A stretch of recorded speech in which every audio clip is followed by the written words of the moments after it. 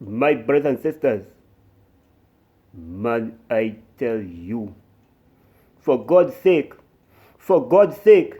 I beg you, let us come together as a people to get rid of the common enemy. I would have told you who that enemy is, but not tonight. Not tonight. And if you insist you want to know now who that enemy is, ask your mother.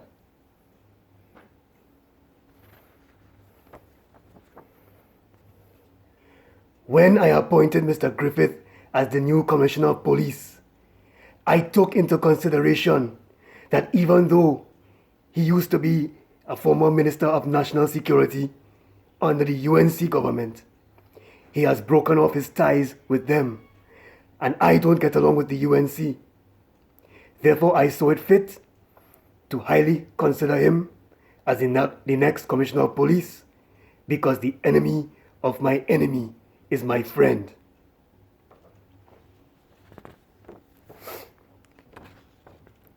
Just recently, I was at a police function in Karapichaima, and I was considering the idea of me being appointed as an SRP. But thinking of it, I already am an SRP, something resembling politician.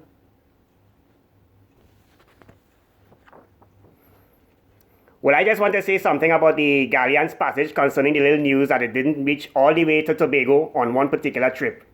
If it turns out that Galleons Passage is unfit for that kind of use, we can use that vessel for alternative ways of generating a huge revenue for this country by renting it out to promoters hosting chutney cruises down the islands and so on. So even if it cannot serve its current purpose, we could also utilize it for other ways in which we can still generate a revenue, and it will not be considered as a waste of taxpayers' money. Thank you.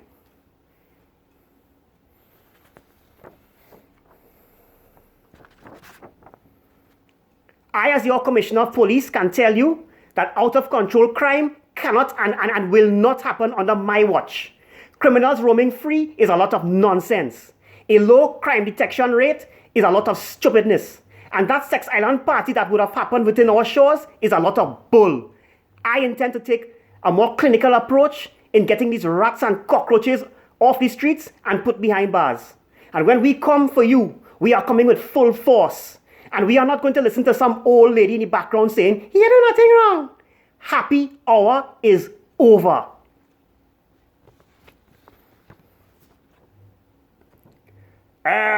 My brothers and sisters, I have listened to the plans by the PNM to decriminalize the use of marijuana, or you want to call it kush or whatever again.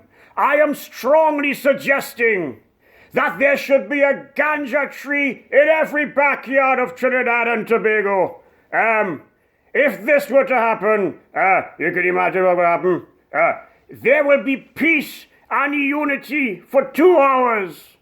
National unity, I may add, followed by a nationwide shortage of doubles and roti and whatever other kind of food you like to eat. Because you know when you smoke you get the munchies and so on. And with this alternative way to fly, the airport that I worked hard to build when I was your Prime Minister will have to go out of business.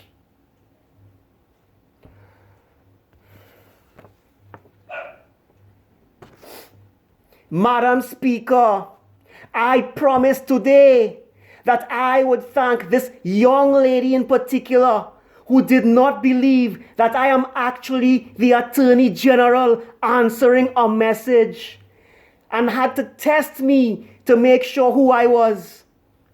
A very bright young lady, past student of Convent San Fernando, former prefect, etc.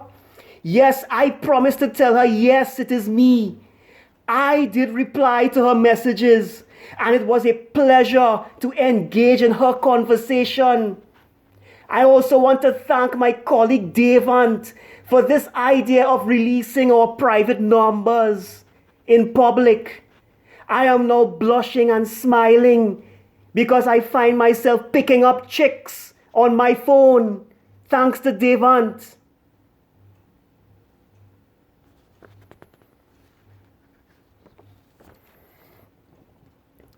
As your Minister of Labor, I fully sympathize with those who have been retrenched from their jobs.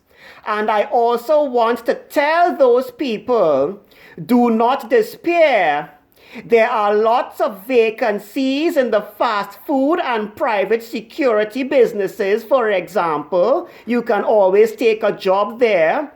And that way, we will see a drastic reduction of unemployment here in Trinidad and Tobago.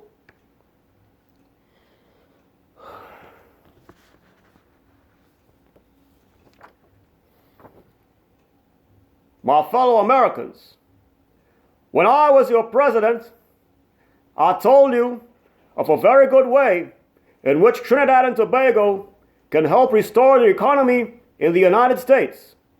And all we had to do was to instruct the U.S. Embassy in Port of Spain to continue rejecting your applications and make you pay and apply over and over again. We will have that money. Were we able to restore the economy when I was your president? Yes, we can. And yes, we did.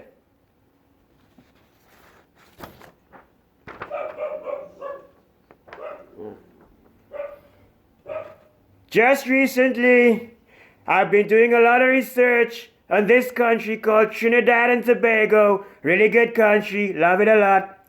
I heard the government of that country is a complete disaster, that I can tell you. Imagine an oil-rich country that has its own refinery, but they decide to close it down and import fuel from another country. Can you believe that? If you want to know why I did that, meet me on the pavement. Get him out of here. Get him out of here. Yeah, I love you. I love your wife. I love your mom. Okay, get him out of here. I'm sure that's what everyone in that country is saying about him. Get him out of here.